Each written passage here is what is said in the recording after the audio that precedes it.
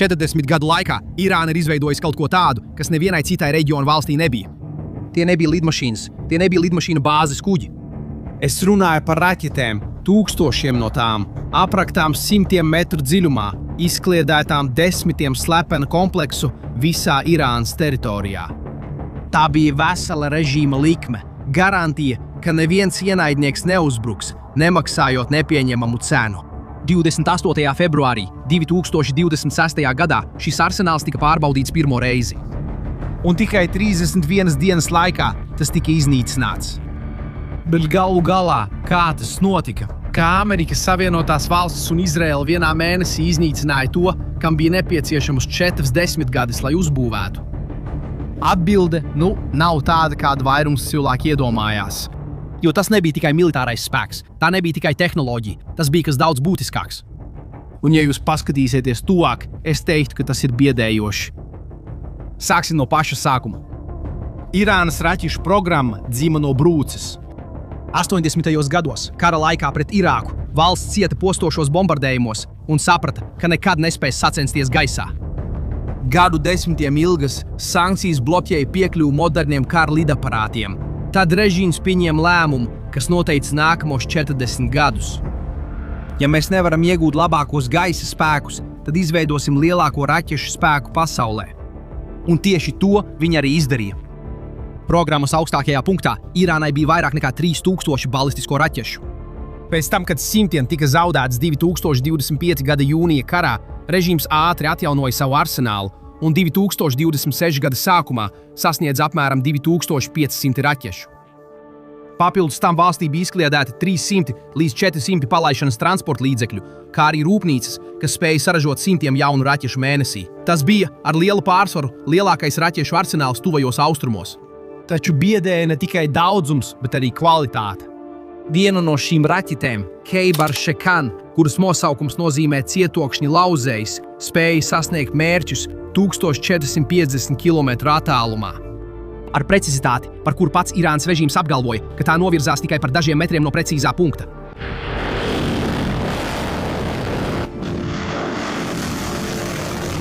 Un tas darbojās maskēts.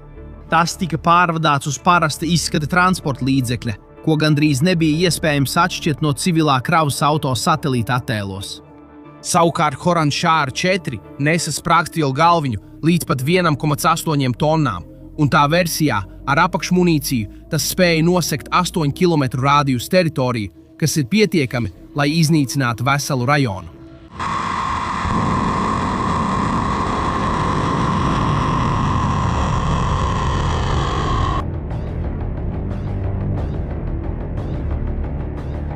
Un Fatah, ko Irānas režīms dēvēja par hiperskaņas raķeti, pēc Irānas amatpersonu teiktā, lidoja ar ātrumu, kas 15 reizes pārsniedza skaņas ātrumu un veica manevrus pēdējā lidojuma brīdī, padarot pārtveršanu gandrīz neiespējamu. Rietumu pasauli šo arsenālu uztvēra nopietni.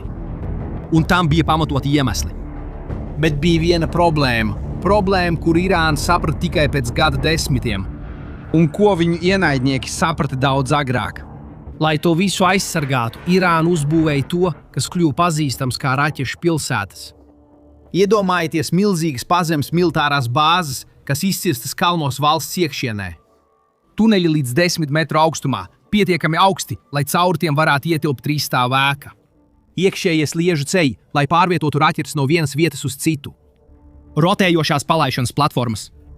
Un tas viss aprakts 100 metru dziļumā cietos iežos.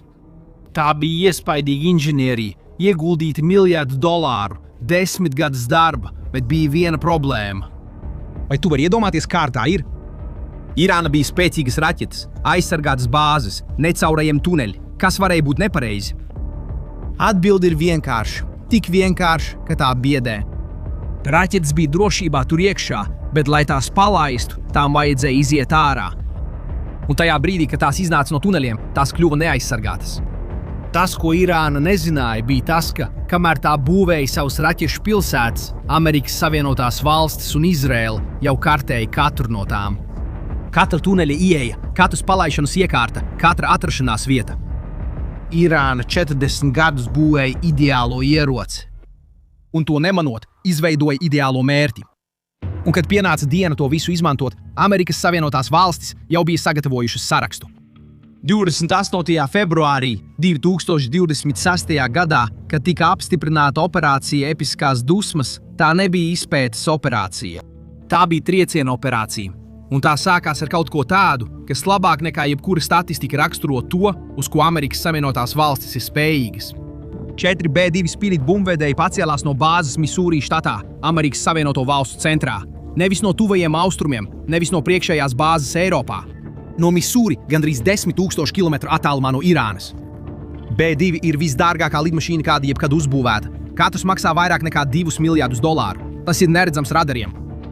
Tas lido tādā augstumā, kuru lielākā daļa iznīcinātāji nespēja sasniegt. Un tā iekšpusē tiek pārvadātas 900 kg precīzijas bumbas, kuras vada satelīti un kuras spēj trāpīt mērķim kilometru attālumā ar tikai dažu metru kļūdas robežu. Šīs 4 lidmašīnas stundām ilgi lidoja pāri Atlantijas okeānam, tās šķērsoja Eiropu, pārlidoja Vidusjūru, ielidoja tuvā austrumu gaisa telpā. Tās nomet savus bumbas uz Irānu. Un tad tās pagriezās, lai dotos mājup, taču Misūrī štatā bija vētra. Tāpēc viņi nolaidās Teksasā. Aviācijas entuziasts, kurš izsekoja militāros lidojumus, nofilmēja, kā 4B2 Spirit viens aiz otra nolaižas Dajesas bāzē Teksasā. Viņš ievietoja to sociālajos tīklos. Video kļuva par sensāciju, un zini, kas ir pats interesantākais? Nebija nekādu oficiālu paziņojumu, nevienas preses konferences. Vienkārši 4 no nāvējošākajiem lidmašīnām pasaulē nolaižas amerikāņu lidostā, it kā atgrieztos no parasta ceļojuma. Pēc tam, kad bija šķērsojuši pusi planētas, lai iznīcinātu pazemes bunkurus 100 metru dziļumā cietā klintī un atgriezušies mājās veseli. Tas ir tas, ko spēja Amerikas Savienotās Valstis, un tieši ar to Irāna saskārās. Bet B2 bija tikai sākums. Turpmākajās dienās Irānas arsenāla iznīcināšana bija sistemātiska un nežēlīga. Tas notika 3 frontēs vienlaicīgi. Pirmā bija Irānas pretgaisa aizsardzības iznīcināšana. Tas ir visi sistēmas, ko Irāna izmantoja, lai notriektu ienaidnieku lidmašīnas.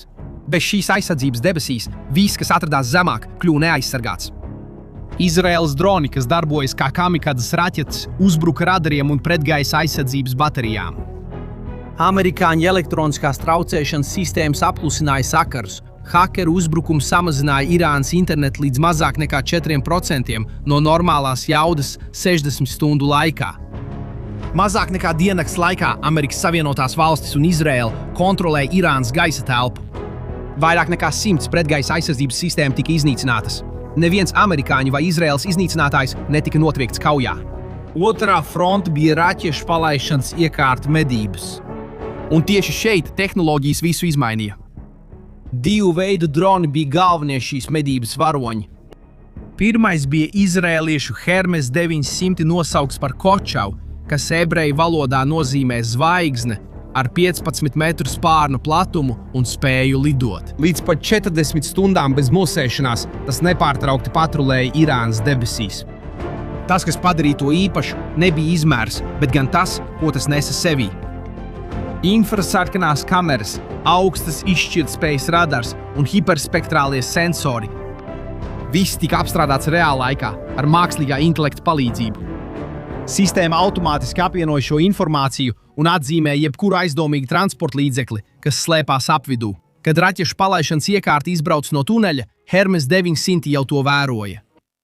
Otrais bija amerikāņu MQ-9 Reaper, pasaulē slavenākais trieciena drons, kas spēja nest līdz 8 Hellfire raķetēm un palikt gaisā vairāk nekā 24 stundas. CENTCOM, Amerikas Savienoto Valstu centrālā pavēlniecība, bija atbildīga par visām ASV militārajām operācijām tuvajos austrumos. Sociālajos tīklos parādījās video, kurā redzams precīzs brīdis, kad amerikāņu MQ-9 Reaper drons palaiž Hellfire raķeti un iznīcina ballistisko raķešu palaišanas iekārtu, kas gatavojās palaišanai. Vur, mušaikar! Mušaikar! Mušaikar! Ideāla medības ierakstītas un publicētas sociālajos tīklos.